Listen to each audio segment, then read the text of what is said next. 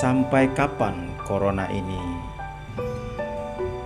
berlangsung atau sampai kapan corona ini berakhir? Satupun orang tidak akan bisa menjawab sampai kapan. Di seluruh dunia juga tidak tahu sampai kapan corona ini bisa berakhir.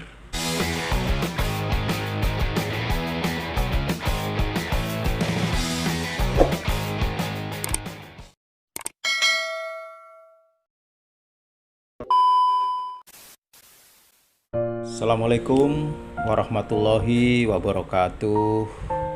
Selamat malam, salam sejahtera bagi kita semua. Om Swastiastu, Namo Buddhaya, salam kebajikan.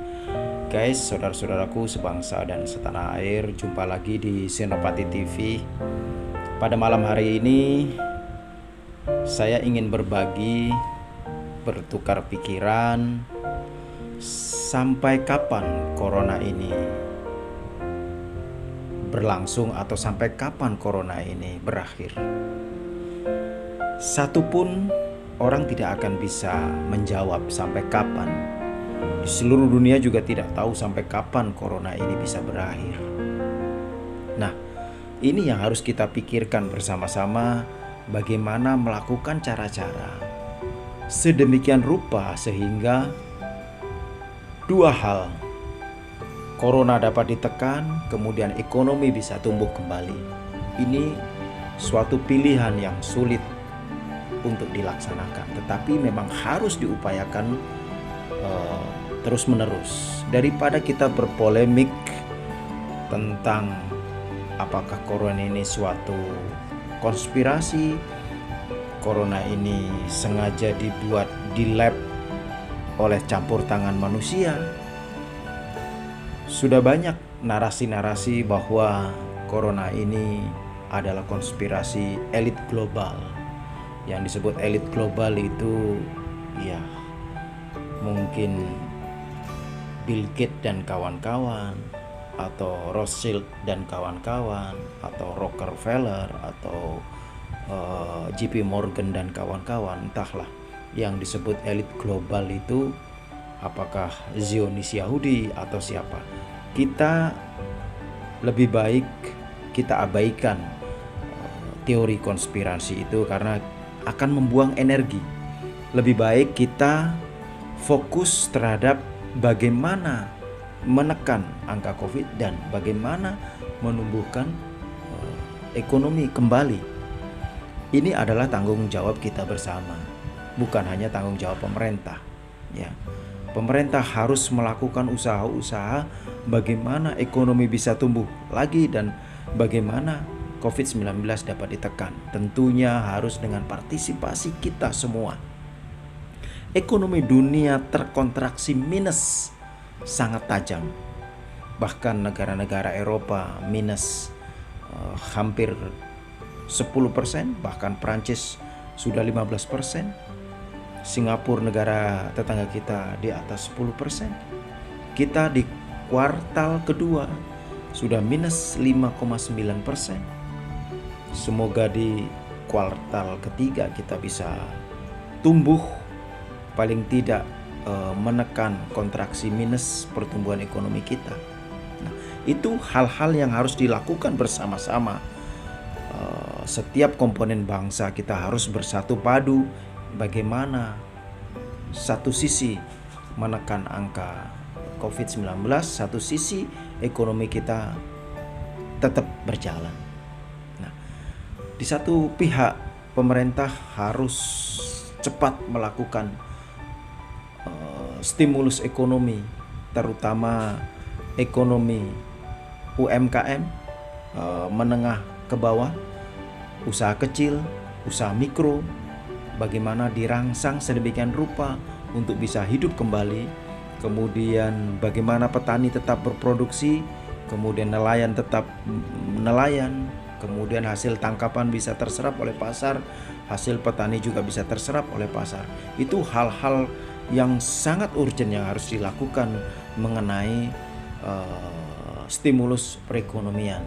Di samping memberikan stimulus terhadap pengusaha-pengusaha agar sedemikian rupa bisa menekan angka pemutusan hubungan kerja, supaya tidak terlalu banyak yang di PHK.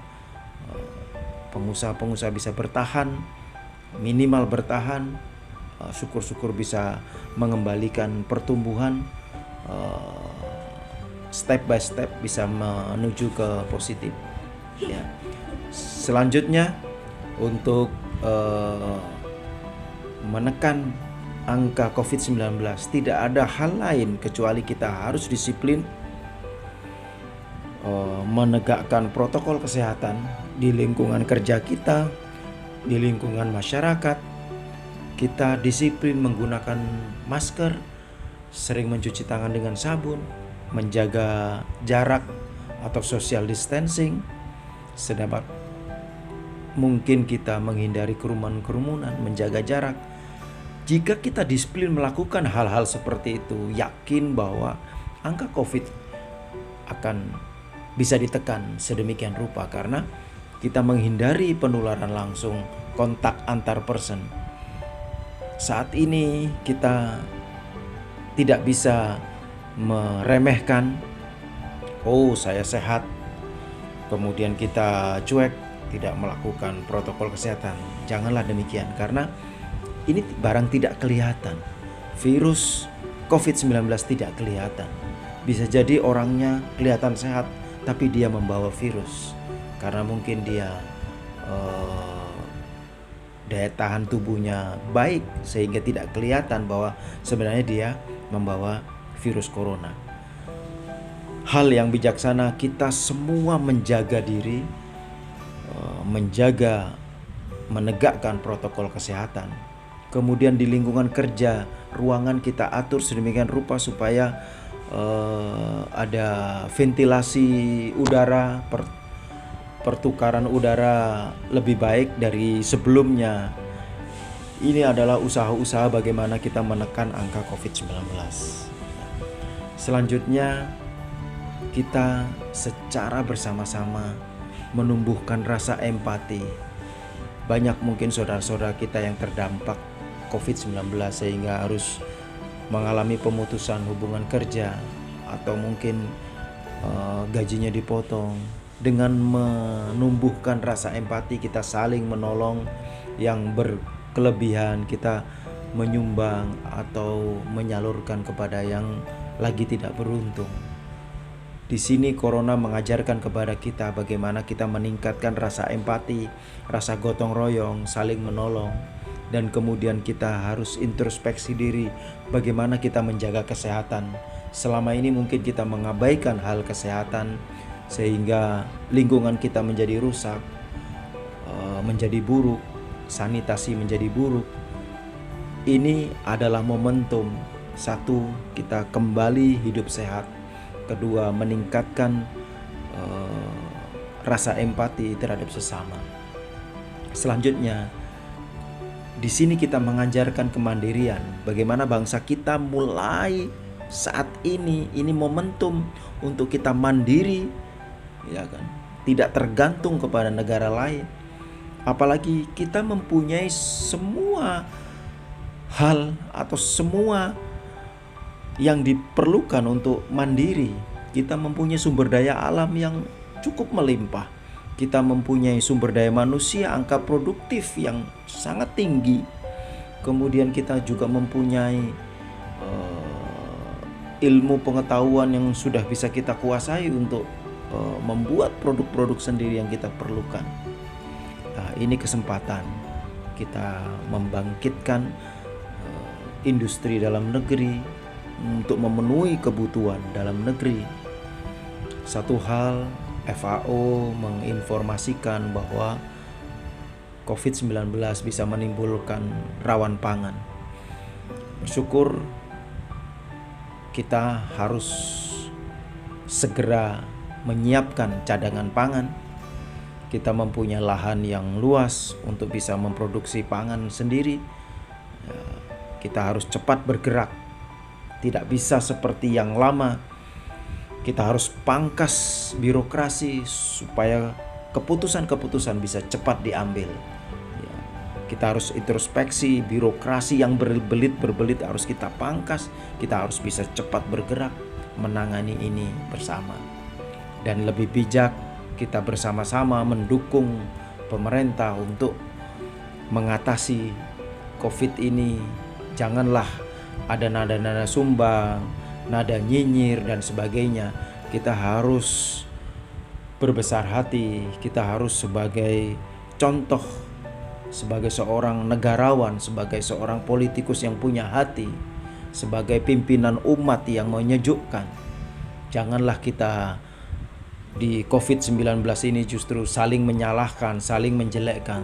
Kita harus bersama-sama bergandengan tangan, setiap komponen, baik itu komponen partai politik, komponen non partai politik, komponen masyarakat, komponen organisasi sosial. Ayo kita bersama-sama.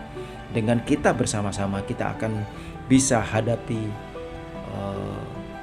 COVID-19 ini dengan yakin bahwa kita bisa lewati, akan kembali, ekonomi akan tumbuh, kemudian kesehatan masyarakat akan bisa normal kembali apabila kita bersama-sama. Karena pemerintah tidak bisa berdiri sendiri, masyarakat juga tidak bisa berdiri sendiri. Ya, janganlah COVID-19 ini dibawa ke ranah-ranah politik, apalagi ini menjelang pilkada, menjelang nanti pilpres. Sangat tidak elok apabila COVID-19 dijadikan komoditas partai politik atau sebagainya.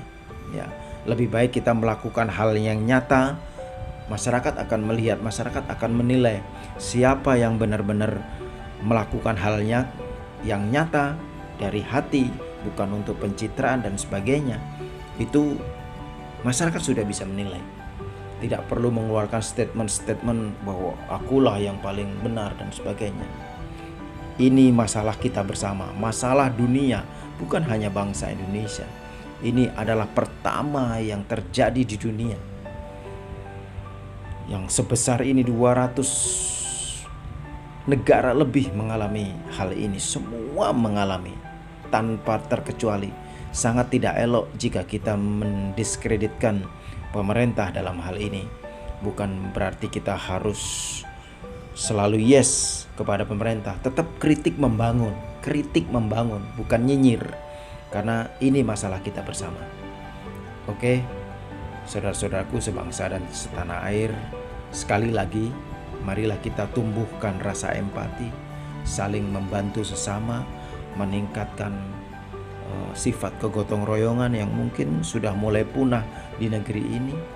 Selanjutnya kita introspeksi, menjaga pola hidup sehat, pola hidup bersih, jangan buang sampah sembarangan, kita disiplin, kita memisahkan sampah-sampah ini supaya bisa teratasi dengan baik. Jika ini kita lakukan dengan penuh kesadaran, yakinlah bahwa corona akan bisa ditekan sampai ke titik yang terkecil, bahkan sampai nol. Kemudian ekonomi kita bisa tumbuh kembali. Harus yakin, pasti habis gelap terbitlah terang. Sekali lagi, mari kita jaga persatuan, karena damai itu indah. Sampai jumpa di episode berikutnya. Wassalam.